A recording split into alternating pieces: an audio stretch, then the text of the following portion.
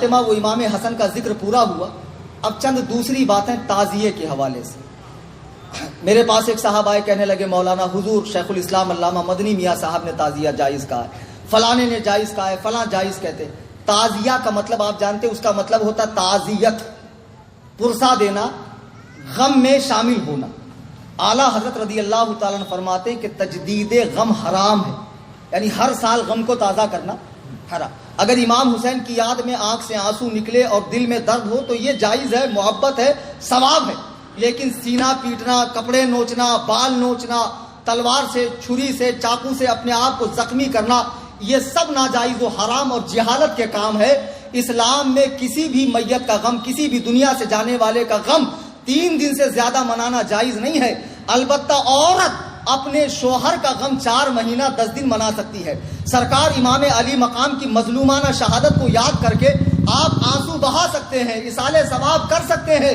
لیکن یہ جو تعزیہ بنانے کی بری بدعت ہے, اس کو مختار ثقفی نے شروع کیا تھا, جس نے بعد میں نبی ہونے کا دعویٰ کیا, اور ہندوستان میں اس کو تیمور لنگ لے کر آیا اس بری بدعت کو, اور پورے ہندوستان میں یہ بدعت ہو گئی کہ 10ویں محرم الحرام کو اپنے ہی ہاتھوں سے بنایا ہوا وہ لکڑی کا وہ خوبصورت پنیوں اور پلاسٹک کا ایک تیار کر لیتے, مینارہ وغیرہ, گنبد وغیرہ, اور اس کو لے کر چلتے ہیں. پھر کوئی اس میں دھاگا باندھ رہا ہے, کوئی اس کے آگے گر پڑ رہا ہے, کوئی اس پہ نذرانے پیش کر رہا ہے, کوئی اس کو پھول ہار چڑھا رہا ہے, اندر نقلی قبریں بنائی جا رہی, کوئی فاتحہ پڑھ رہا ہے, کوئی سمجھ رہا ہے اس میں امام حسین ہے. یہ سب ناجائز و حرام اور سخت حرام ہے. اعلیٰ حضرت رضی اللہ تعالیٰ فرماتے ہیں کہ اتنا جیسے غیر جاندار کی تصویر کسی گارڈن کی یا آسمان زمین کی یا کسی مزار کی بنا سکتے ہیں, ایسے ہی امام حسین کے روزے کی نقل بنا کر گھر میں رکھ لو, یہ جائز ہے. لیکن یہ جو مروجہ تعزیہ داری ہے, جسے بنا کر گلی کوچوں میں گھمایا جاتا ہے, ڈھول تاشے بجائے جاتے ہیں, چڑھاوے چڑھائے جاتے ہیں, منتیں مانگی جاتی ہے, اسے بلاؤں کو ٹالنے والا سمجھا جاتا ہے, یہ سب بت پرستی سے مشابہ ہے. کیا یہی کام کفار نہیں کرتے؟ وہ اپنے ہی ہاتھ سے کریٹ کر کے 10 دن اس کی خوب خدمت کر کے 11ویں دن اسے لات مار کے گراتے ہیں جب وہ جاتا نہیں ہے پانی کے اندر. یہی حال تمہارا بھی تو ہے. تم نے کیا تماشا بنا کر رکھا ہے دین کا؟ ان تعزیوں کا دین سے کیا لینا دینا ہے؟ پھر بھائی لوگ کہتے ہیں مولانا حضرت وارث پاک نے تعزیہ دیکھا ہے. بھیا کون سی کتاب میں لکھا ہے؟ لال کتاب میں لکھا ہے. کوئی لال کتاب میں لکھا ہو تو الگ بات ہے, اگر کوئی مستند کتاب میں ہے تو قیامت کے لیے اٹھا رکھا ہے, لا کر دکھا دو نا یار. میں بھی دولہا کھیلتا ہوں 10ویں محرم کو, پھر میرے بھی آنگ میں آئے گا. کیوں انتظار کر رہے ہو بھائی؟ وارث پاک کو بدنام مت کرو. اور بالفرض اگر وارث پاک نے دیکھا بالفرض, تو وارث پاک نہ قرآن ہے, نہ حدیث ہے, نہ اجماع ہے, نہ قیاس شرعی. کسی کے ذاتی عمل کو دین میں حجت نہیں بنایا جا سکتا ہے. دین میں حجت بنے گا قرآن, حدیث, اجماع, قیاس. کسی کا ذاتی عمل دین میں حجت نہیں بن سکتا ہے. مولانا حشمت علی خان صاحب کو کوئی پرابلم تھی, انہوں نے اوجڑی کھانا شروع کیا ڈاکٹر کے مشورے سے. اس کا حل اوجڑی سے ہی تھا. بعد کے مریدوں نے اوجڑی کو سنت سمجھ لی. ارے بھائی انہوں نے کوئی پرابلم سے کھایا, سنت تھوڑی ہے اوجڑی کھانا, تو مکروہ تحریمی. لیکن کیا سمجھایا جائے؟ تعزیہ داری ایک بری رسم ہے, اتنی بری رسم, اتنی قبیح رسم جو امام حسین کے مقصد پہ پانی پھیرتی ہے. امام حسین کے مقصد پہ, ان کی قربانی پر پانی پھیرتی ہے. مجھے بتاؤ تو سیدہ کے لال نے 3 دن تک بھوکے پیاسے رہ کر اپنا پورا گھر بار کیوں لٹایا؟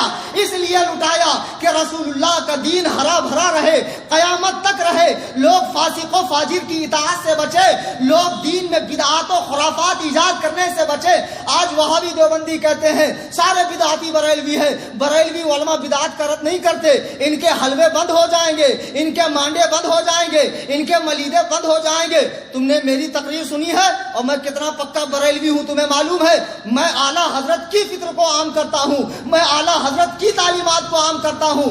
دیوبندیوں اعلیٰ حضرت کی کتابیں پڑھو. اعلیٰ حضرت نے جتنا بدعاتوں کا رد کیا ہے اتنا تمہارے مولویوں نے بھی نہیں کیا ہوگا. اعلیٰ حضرت نے اتنا رد کیا. اعلیٰ حضرت سے پہلے حضرت شاہ عبدالعزیز محدث دہلوی رضی اللہ تعالیٰ عنہ فتاوی عزیزیہ جلد 1 صفحہ 75 پہ لکھتے ہیں, فرماتے ہیں تعزیہ داری کرنے والے گمراہ ہیں, بد مذہبوں کا کام. کون فرما رہے؟ شاہ عبدالعزیز. اور یہ ایسے عالم ہیں جن پہ سب متفق ہیں, کسی کا کوئی اختلاف نہیں. ناگپور کے چند مفتیوں کا ہو جائے, نابالغ مفتیوں کا تو الگ بات ہے. پھر اس کے بعد اعلیٰ حضرت امام احمد رضا خان فاضل بریلوی رضی اللہ تعالیٰ عنہ جو حامی سنت اور ماہی بدعت ہے، بدعت کو جڑ سے اکھاڑ کر پھینکنے والے اور سنتوں کو زندہ کرنے والے، ارے مجدد ہوتا ہی وہ ہے جو سنت کو زندہ کرے، بدعت کو اکھاڑ کر پھینکے۔ آپ نے یہاں تک لکھا کہ تعزیے میں مدد دینا، اسے دیکھنا، اسے کندھا دینا، ساتھ چلنا، چڑھاوے چڑھانا، فاتحہ پڑھنا، گر پڑھنا، اس پر مال کو لٹانا، سب ناجائز و حرام ہے۔ تعزیے کی رکھی ہوئی مٹھائی کو کھانا منع ہے، اگرچہ حرام و شرک نہیں ہے لیکن منع ہے، اس لیے کہ جاہلوں کی نظر میں وہ تعظیم والی چیز ہے، تو جاہل کہیں تعظیم کی چیز نہ سمجھے، اس لیے اس مٹھائی کو بھی نہ کھایا جائے۔ یہ اعلیٰ حضرت امام احمد رضا کا فتویٰ ہے، لیکن ہمارے پیارے بھائی، ہمارے سنی بھائی، ہمارے کم علم بھائی جو تعزیہ کرتے ہیں وہ سمجھتے ہیں ہر چیز میں اعلیٰ حضرت ہی سختی کر رہے ہیں۔ بھیا ایسا نہیں ہے، تعزیے پہ فتویٰ صرف اعلیٰ حضرت کا نہیں ہے۔ ناگپور شہر کے بہت بڑے عالم حضور فقیہ اعظم ہند مفتی عبدالرشید فتح پوری رحمۃ اللہ، کون؟ ناگپور شہر کے ہی ہے نا، ان کا فتویٰ بھی ہے کہ تعزیے کا سامان مسجد میں رکھنا حرام، مسجد میں بھی رکھنا حرام، اتنی بری چیز ہے تعزیہ۔ ان کا ہی نہیں، مراد آباد، ہگلی، کرناٹک، بہار، یہاں تک کہ جملہ علماء اشرفیہ، علماء پاکستان، بمبئی، علماء منظر اسلام، یہ سارے فتاوے ہمارے پاس موجود ہیں۔ اب کوئی کہہ رہے ہیں کہ بھیا فلاں حضرت نے جائز فرمایا ہے، مدنی میاں صاحب نے، ان کے بھائی نے۔ آپ کو پتا ہے مدنی میاں کے پیر و مرشد کون ہیں؟ حضور سرکار کلاں سید مختار اشرف صاحب رحمۃ اللہ علیہ، بڑی عظیم شخصیت۔ ان کا فتویٰ معلوم ہے آپ کو کیا ہے؟ حضرت سید مختار اشرف صاحب کی چھوچوی رحمۃ اللہ علیہ فرماتے ہیں کہ امور تعزیہ میں، تعزیہ کے کاموں میں مدد دینا حرام، تعزیہ کو مسجد کے اندر لانا، اس کی تعظیم کرنا حرام، حتیٰ کہ بنیت تعظیم دیکھنا حرام، اسے کوئی علاقہ نہیں ہے۔ سیدنا امام حسین رضی اللہ تعالیٰ عنہ سے یہ حضرت سید مختار احمد کی چھوچوی رحمت اللہ علیہ فرما رہے، ہماری مت مانو، بڑوں کی مانو، اللہ کے بندو، تم امام حسین کی روح پاک کو کیوں تکلیف دے رہے ہو؟ مجھے بتاؤ، کیا سیدہ کے لال نے اسی لیے قربانی دی تھی؟ تم دارو پی کے، چرس پی کے، گانجا پی کے، سال بھر ٹانگ اوپر کر کے سوتے رہو، نمازوں میں نہ آؤ، مسجدوں میں نہ آؤ، حقوق العباد نہ ادا کرو، ماں باپ سے صلہ رحمی نہ کرو، پڑوسیوں کا حق ادا نہ کرو، جوا کھیلتے رہو، اور جب محرم کی 10 تاریخ آئے تب غم حسین مناؤ، تعزیہ نکالو، دین کا تماشا بناؤ، سڑکوں کو جام کرو اور لوگوں کو کہنے کا موقع دو کہ ہمیں کیا نام رکھتے ہیں، ان کے یہاں بھی تو یہ سب ہوتا ہے، سڑکوں کو جام کیا جا رہا ہے۔ اللہ کے بندو، خدا کی قسم، تعزیے میں مدد دینا بہت برا کام ہے، روح حسین کو تکلیف ہوگی۔ آپ کو معلوم نہیں، سر امام پاک کو تن مبارک سے جدا کرنے کے بعد تلوار کی نوک پہ رکھ کر یزیدیوں نے کربلا کے میدان میں ڈھول بجائے تھے، یزیدیوں نے امام حسین کی قربانی کا مذاق اڑایا تھا، شراب پیا تھا، ناچے تھے، گائے تھے، اور پورے رقص و سرور کے ساتھ عبید اللہ ابن زیاد کے پاس کوفہ میں پہنچے تھے۔ بتاؤ 10ویں محرم کو یہ کام کس نے کیا تھا؟ حسینیوں نے کیا تھا کہ یزیدیوں نے؟